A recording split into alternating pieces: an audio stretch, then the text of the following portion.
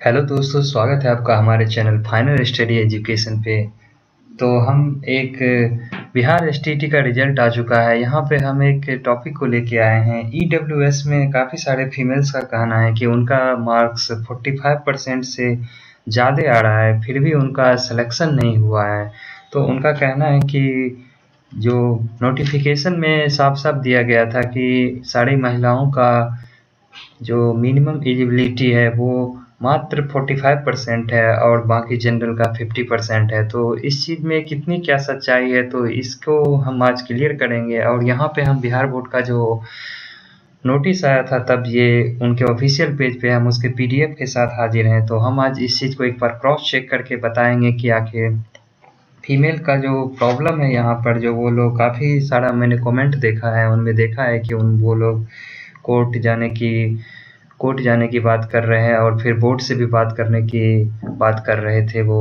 तो सबसे पहले तो आप यहाँ पे नोटिफिकेशन देखिए, जहाँ पे ये विज्ञप्ति में यहाँ पे संख्या नहीं दिया गया है। तो यहाँ पे ये जो भी विज्ञप्ति आता है उसमें यहाँ पे संख्या दी जाती है और नीचे में सिग्नेचर होता है। तो फिर भी इन्हें बोर्ड ने इसे डाला था। तो और जो ये विज्ञप्ति न्यूज़पेपर में आया होगा तो उसमें ज़रूर दिया गया होगा कि कितना क्या उसमें करेक्ट था। बट यहाँ भी हम यहाँ पे चेक करेंगे, जो जो उनके ऑफिशियल वेबसाइट पे ही डाला गया था, हम उसको आज हम चेक करने वाले हैं। तो चलिए वीडियो को शुरू करते हैं। तो यहाँ पे सबसे पहले तो आप देखिए कि यहाँ पे सीट जो है वो सीट को आप सबको आप लोग पता होगा, तो इस पर कोई डिस्कस करने की बात नहीं है।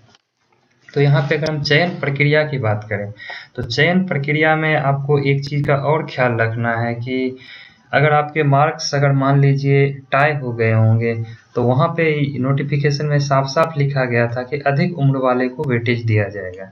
तो एक चीज़ तो आपको ये याद रखना है। दूसरा, अगर यहाँ पे अगर आपकी उम्र भी सेम हो जाता है तो वहाँ पे आपके ग्रेजुएशन और पोस्ट ग्रेजुएट का जो यहाँ पे मार्क्स होता है उसके आधार पे यहाँ पे चयन किया जाएगा। तीसरा, यहाँ पे लिखा गया था अगर ये दोनों सेम हो जाते हैं तो यहाँ पे अल्फ़ाबेटिकल ऑर्डर को चुना जाएगा। तो आप सोच रहे होंगे कि मैं ये क्यों बता रहा हूँ। ये इसलिए मैं बता रहा हूँ ताकि आपको ये एक बात तो क्लियर करना होगा कि आप बहुत सारे लोगों को लग रहा होगा कि यहाँ पे फाइनल जो कट ऑफ बना है, फाइनल जो सिलेक्शन हुआ है वो सीधे मिनिमम क्वालिफाइंग मार्क्स पे हुआ है, जबकि ऐसा नहीं है। मुझे ऐसा नहीं लगता है कि सीधे क्वालिफाइंग मार्क्स पे हुए। ये बात अलग है कि हाँ, उनको कैंडिडेट्स सारे सीट के अकॉर्डिंग नहीं मिले, बट ये सारे सब्जेक्ट में नहीं है। स्पेशली कंप्यूटर साइंस जैसे सब्जेक्ट में मुझे जहाँ तक लग रहा है सारे यहाँ पर सीट को यहाँ पे कवर किया गया है। बाकी यहाँ पे अगर सीट खाली होंगे तो ये अंग्रेजी और ये मैथ का मुझे जहाँ तक लग रहा है और फिजिक्स का भी लग रहा है पेपर 2 में। और पेपर 1 की बात करें तो पेपर 1 में भी यहाँ पे अंग्रेजी और यहाँ पे गणित का ही ये चांस हो सकता है। तो चलिए हम पहले तो हमने आपको ये चीज़ क्लियर कर दी। अगर आपका टाई हो जाता है उस केस में आपको ये तीनों बातों का ख्याल रखना है। अब हम आगे बढ़ते हैं। तो काफ़ी सारे फीमेल्स का कहना है कि 45% ही उनका जो था वो मिनिमम होना चाहिए था मार्क्स, और वो आ रहा है फिर भी उनका सिलेक्शन नहीं हुआ। तो यहाँ पे हम पेपर 1 की बात करें तो पेपर 1 में यहाँ पे किस तरह से क्या एलिजिबिलिटी है, आइए हम इसको हम क्रॉस चेक करते हैं। तो सबसे पहले आप यहाँ पे देख सकते हैं कि पेपर 1 के तहत निर्धारित विषयों के लिए विश्वविद्यालय अनुदान आयोग द्वारा मान्यता प्राप्त किसी भी विश्वविद्यालय से न्यूनतम 50% अंक के साथ यहाँ पे विषय में स्नातक की डिग्री एवं बीएड की डिग्री होनी चाहिए। ये पेपर 1 की बात कर रही है। और देखिए 5% जो छूट का प्रावधान है वो किनको दिया जा रहा है, अनुसूचित जाति, अनुसूचित जनजाति, अत्यंत पिछड़ा वर्ग यानी कि ईबीसी, और यहाँ पे पिछड़ा वर्ग यानी कि बीसी एवं दिव्यांगों को यहाँ पे 5% की छूट दी जा रही है। यानी कि पेपर 1 में भी ऐसा कहीं नहीं लिखा गया है कि महिलाओं को 5% छूट दी जा रही है, उनमें ईडब्ल्यूएस भी शामिल है। यहाँ पे ऐसा कुछ मेंशन यहाँ पे किया नहीं गया है। तो अगर हम पेपर 2 के लिए भी बात करें तो चलिए हम पेपर 2 में चलते हैं। पेपर 2 में आप यहाँ पे देख सकते हो किस तरह के का क्या सब्जेक्ट था। तो यहाँ पे अगर हम पेपर 2 की भी बात करें तो यहाँ पर भी कुछ ऐसा ही लिखा हुआ है, जो किसी भी विश्वविद्यालय से 50% अंकों के साथ यहाँ पे स्नातक की यहाँ पे डिग्री और बीएड की डिग्री हो, जो भी है। और यहाँ पे कंप्यूटर साइंस में बीएड की डिग्री की अनिवार्यता नहीं थी।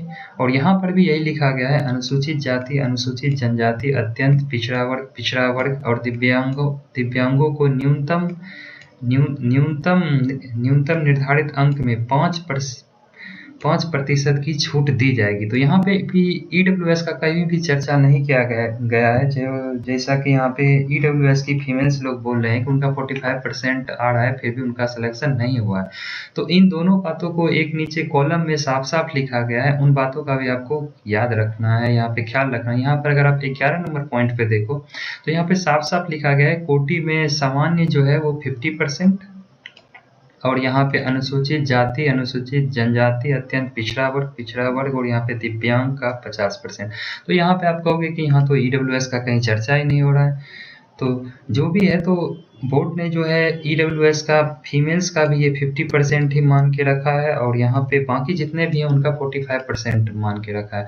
तो ऐसा इस नोटिफिकेशन में कहीं भी ऐसा नहीं लिखा गया है कि EWS जो फीमेल्स हैं उनका 55% मिनिमम है और यहाँ पे बाकी का 45% है। तो यहाँ तो जो भी है, सॉरी मैं यहाँ पे 50 और फिर 45 की बात कर रहा हूँ। तो जिस तरह से अगर आप इन चीज़ों को अगर आप डिटेल में पढ़ें, अगर आपके पास नोटिफिकेशन हो तो आप ज़रूर इस चीज़ को फिर से पढ़ें, या मैंने आपको क्लियर कर दिया है कि इस तरह की बातें हैं। तो आपका कोर्ट जाना या फिर बिहार बोर्ड ऑफिस को देना, तो आपको ये सेम रिप्लाई आपको उधर से भी मिलना है, या फिर आप किसी न्यूज़पेपर की कटिंग में देखो तो वहाँ पर भी इस चीज़ को डिटेल में अच्छे से लिखा गया है। और मैंने यहाँ पे आपको टाइप ब्रेकिंग की भी बात बता दी। और दूसरा चीज़, लोग अभी भी निगेटिव मार्क्स को लेके काफ़ी सारे स्टूडेंट कंफ्यूज हैं कि उनका निगेटिव मार्क का ये जो इशू है वो -30 -20 क्यों चला गया। तो मैं एक बार फिर क्लियर कर देना चाहूँगा कि अगर आपके शिफ्ट का पेपर ईजी हुआ होगा तो जितना भी आपका जो वो बेस शिफ्ट का जो एवरेज होगा उस अकॉर्डिंग उसको उस मार्क्स को घटाया गया होगा। तो मान लीजिए किसी का 50 नंबर था, तो अगर 30 नंबर घटना है तो 50 वाले का 30 आ गया। अगर मान लीजिए किसी का 20 ही नंबर था, अगर उसका फिर 30 घटा तो वो -10 आ गया। यानी कि जो बहुत कमज़ोर स्टूडेंट है, अगर उसके कम नंबर आ रहे हैं तो वो ऑटोमेटिक है कि नॉर्मलाइजेशन जब होगा तो उनके मार्क्स घटेंगे ही। ऐसा पहले भी हुआ है। अगर आप रेलवे ELP की बात करो तो उसमें ऐसा हो चुका है। SSC में आए दिन इस तरह के नॉर्मलाइजेशन होते रहते हैं। तो ये कोई नई बात नहीं है कि किसी का -20 चला गया, किसी का -10 चला गया, किसी का -30 चला गया। और काफ़ी सारे लोग दावा कर रहे हैं उनका -40 -50 यहाँ तक कि -60 जा रहे हैं। और आपको इस तरह का कहीं भी कोई किसी का मार्कशीट आपको नहीं दिखेगा, लेकिन हाँ आपको -30 32 और ये -10 तक का दिख जाएगा, क्योंकि हाँ इतने मार्क्स नॉर्मलाइजेशन में घटे हैं, सबके 20-20 30-30 40-40 35 मार्क्स घटे हैं, लेकिन किसी का भी आपने -50 -60 नहीं देखा होगा। तो ये कहना गलत होगा कि यहाँ पे निगेटिव मार्क्स कैसे आ गया। बोर्ड ने जो भी नॉर्मलाइजेशन फार्मूला लगाया है उसको बोर्ड ने खुद क्लियर नहीं किया है कि हमने कौन सा फार्मूला लगाया है, लेकिन फिर भी यहाँ पे आपको इस बात का ख्याल रखना होगा कि जब भी आप नॉर्मलाइजेशन वाले किसी भी एग्जामिनेशन में बैठते हो तो वहाँ पे नॉर्मलाइजेशन एक बहुत बड़ा किंग मेकर होता है। तो अगर आपका लक ठीक है तो आपके शिफ्ट में पेपर हार्ड है फिर तो आपके लिए बहुत अच्छा है। अगर आपके शिफ्ट का पेपर ईजी है तो ये हमेशा से देखा गया है कि मार्क्स को लेके सबको प्रॉब्लम आती है। तो आप इस अंदेशे में ना जाएं कि मेरा मार्क्स क्यों माइनस में चला गया, मेरा माइनस में नहीं जाना था, नेगेटिव मार्किंग होता तब माइनस में जा सकता था, ऐसी कोई बात नहीं है। नॉर्मलाइजेशन जहाँ भी होता है वहाँ पे मार्क्स माइनस में भी जाते हैं, और मार्क्स 100 से, जैसे कि इसका यहाँ पे मैक्सिमम 100 था, तो 100 से ज़्यादा भी चले जाते हैं। तो ये कोई नई बात नहीं है। तो आशा करता हूँ कि आपको सारी जो भी जिस तरह की डाउट थी वो सब मैंने आपको क्लियर किया।